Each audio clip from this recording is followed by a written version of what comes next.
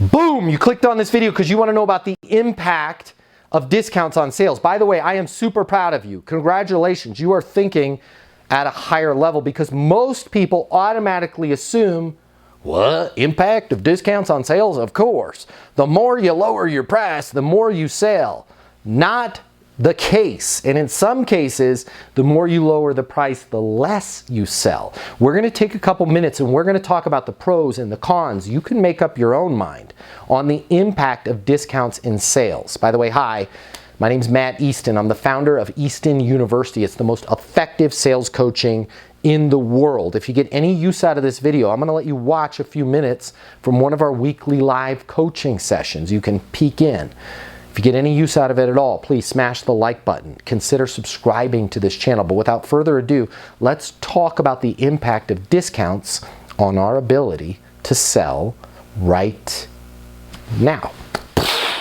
You know, I'm thinking 24/7 about you guys and how you can make more money, how you can get more done, how you can have more fun.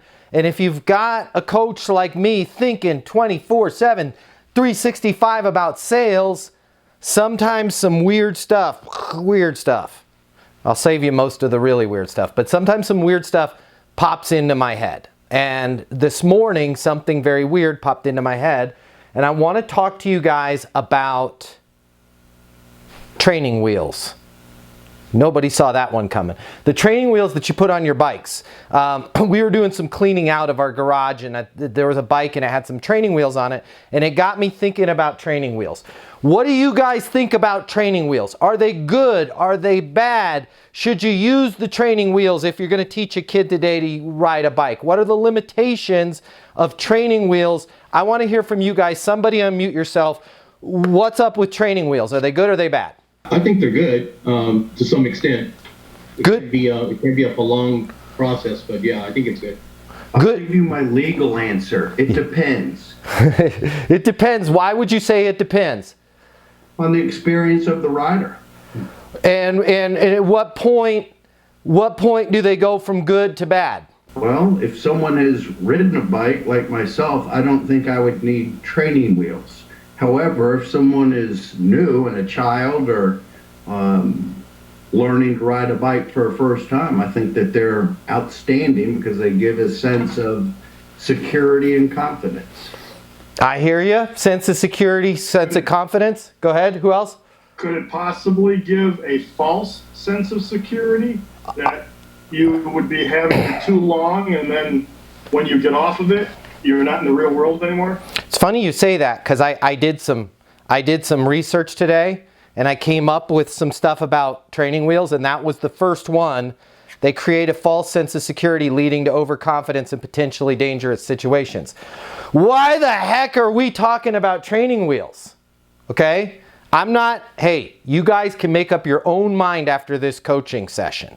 I am not going to tell you there's a right way and a wrong way to do things, but I want to point out an observation for you guys that I had this morning.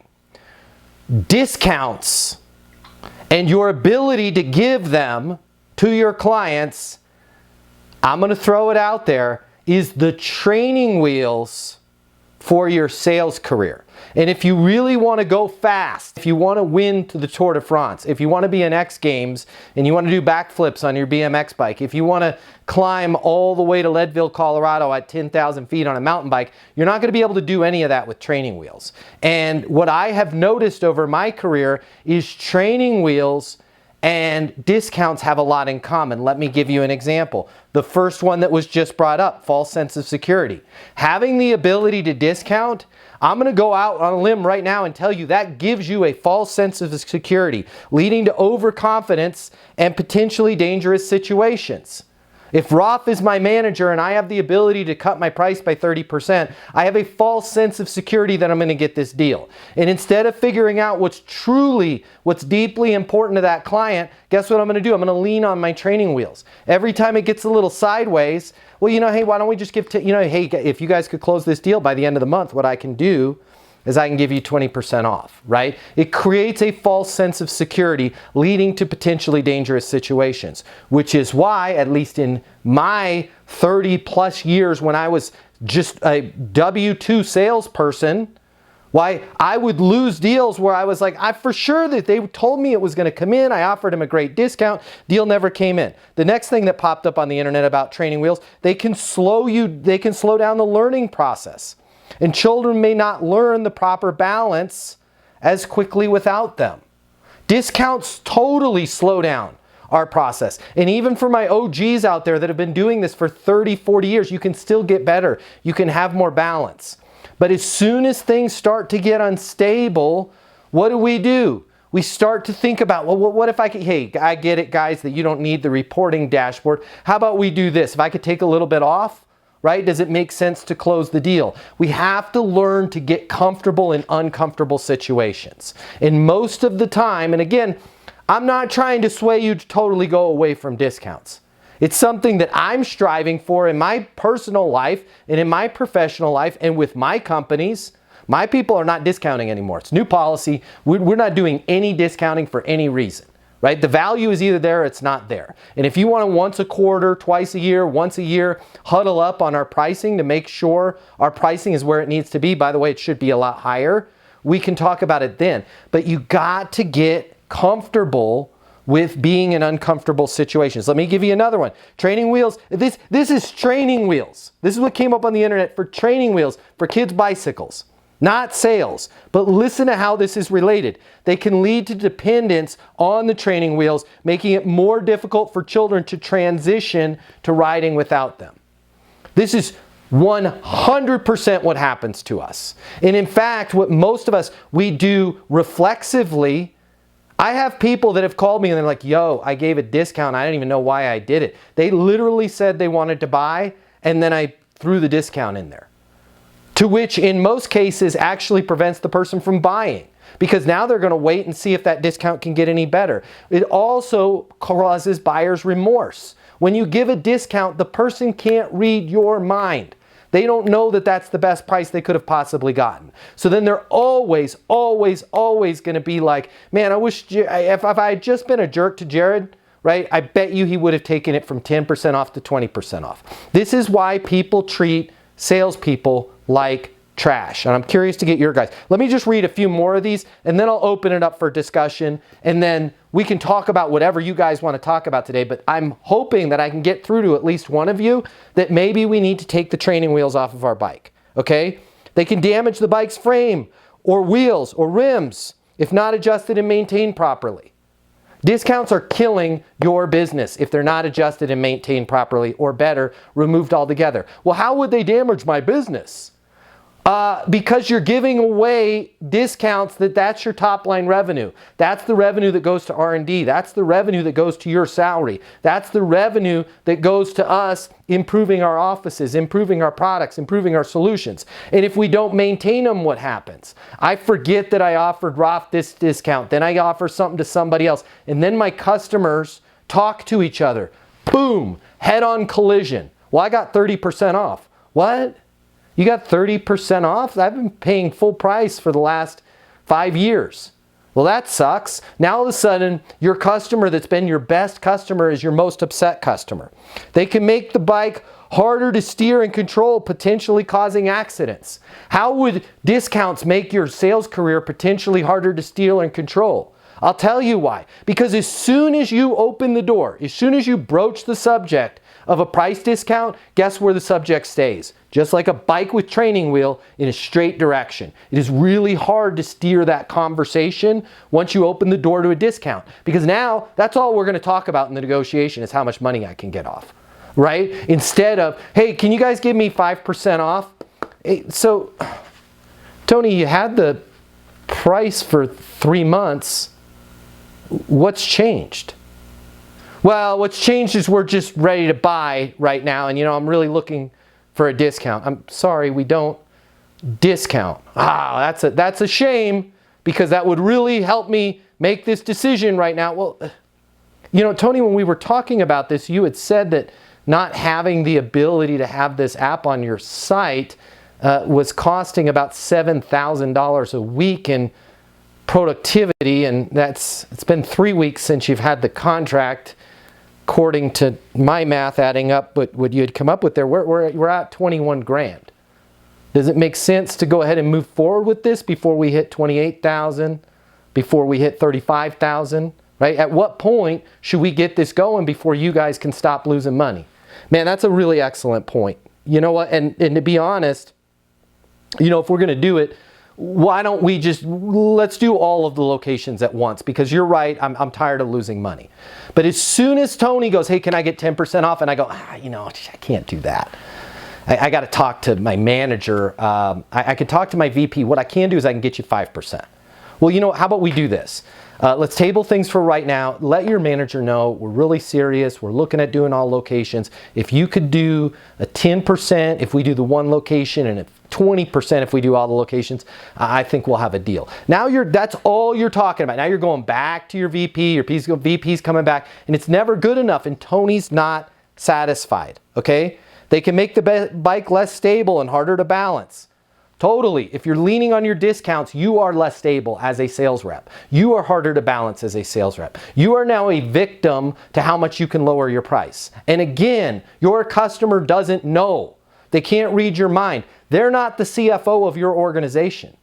You're not, unless there's a CFO on this call, you're not the CFO of your organization. A lot of times we get ourselves into trouble and close business. How many of you have closed business where you're like, God, I wish I didn't do that. I actually lost money on that deal, right? It's not a good thing, okay? They can make the bike heavier, harder to maneuver, making it less fun to ride. I'm gonna leave us with that one. Discounts make your job less fun. There's nothing fun about, yo, can you guys take the price down 20%? Absolutely. Congratulations, you got a deal. What you really want is, yo, Matt, I am so glad we talked to you about this, right? I am so looking forward to this sales coaching. I am so bought in on this. I really want my people to lean into this. I'm gonna make sure that everybody, let's do a private session with you. I'm gonna make sure that everybody's on board. When your customer's just buying on price, they're not on board, and that doesn't feel very good. That feels to like, if you're a single person and you've got a lot of money, that feels like somebody dating you just because you have a lot of money. It's no difference. It's the same thing. If you're going to get business because you discount, that's the same as like going out with people because you have a lot of money. Neither way makes you feel very good about yourself, because it's all about the money at that point. It's not that they really want to be with you. It's not that that client really wants what you have. It's that you offered the lower price at the time. So I want to leave you guys with that. Think about your training wheels that you're doing right now. Think about maybe taking them off your bike, and the best way to do it is just to say, hey, new policy, we don't have training wheels anymore. I don't discount. Price is what it is. We set the price fair. I looked at your deal, I scoped it out. This is what you need to solve this problem. This is what you need to achieve the result. Well, I'm gonna go someplace else because they got a lower price. I get it. It's an important decision. Only you can make that decision. I think we found the right solution for you here. Can you do me a favor? Sure, what is it? When you're talking to that other company, right? If anything changes, if it doesn't feel right, if you're feeling like they're not gonna be able to solve the problem, if you feel like they won't be able to achieve the result, if you feel like they're not gonna get you the policy that you need and they're merely focused on just buying your business, and at the end of the day, you're like, why am I even doing this? Give me a call, because I'd love to be your agent. We'd love to be your software provider. I'd love to do the coaching for you. Okay, I know that I truly understand your situation. I know where you want to go, and I know how to get you there. But again, only you can make that decision on the price. Our price is fair, and we keep it fair to everybody. That's what it costs to work with us. Fair enough? And you're going to find a lot of those people are going to come back. And the ones that don't were probably the customers that you didn't want in the first place. All right, so there you have it. A ton to think about in terms of the impact, both in positive and in many cases negative, on your ability to sell. If you haven't already smashed the like button, do so. If you haven't already subscribed to the channel, what are you waiting for? I want to be your new best friend. If you want to know more about what we're doing over at eastonuniversity.com, simply give us a call, 800-628-1456, and check this out. Sales reps, managers, business owners, entrepreneurs, what I'm about to tell you, this is gonna hurt, but trust me, it will be well worth it. I want you to think back to that excitement you had when you first got started. Maybe it was your first day. You thought about all of the lives that you were gonna change with your amazing product, your business, your service, your solutions. And hey, let's be honest here, you were gonna make a lot of money in the process of helping people, helping businesses change their lives. But it didn't work out exactly that way, did it? If you're anything like me, if you're anything like most people in sales, you found it was just a little bit more difficult to close those deals than you thought, or maybe you're struggling right now. Now, I warned you, this is the part that's gonna hurt, but in order for this to work, you and I need to be honest with each other. I want you to think about all the reasons that you're not hitting your targets, all the reasons you're not making the sales that you had anticipated making. Is it the economy, your competition, your territory, your pricing? Maybe it's your manager, your product, your service, your solution. Here's the part that's gonna hurt. There's a 94% chance it is none of those, and it's time you face reality. The reason why you have to work so hard just to close a single deal has nothing to do with the economy, nothing to do with your competition, your territory, your manager, your product, your price, your service. The reason why it's so hard for you is you simply haven't learned a better sales process. But wait, you've had sales training from your company. Yeah, I did too. You've read some sales books. I read just about every single one of them. Or maybe you're saying to yourself, well, I was always born a salesperson.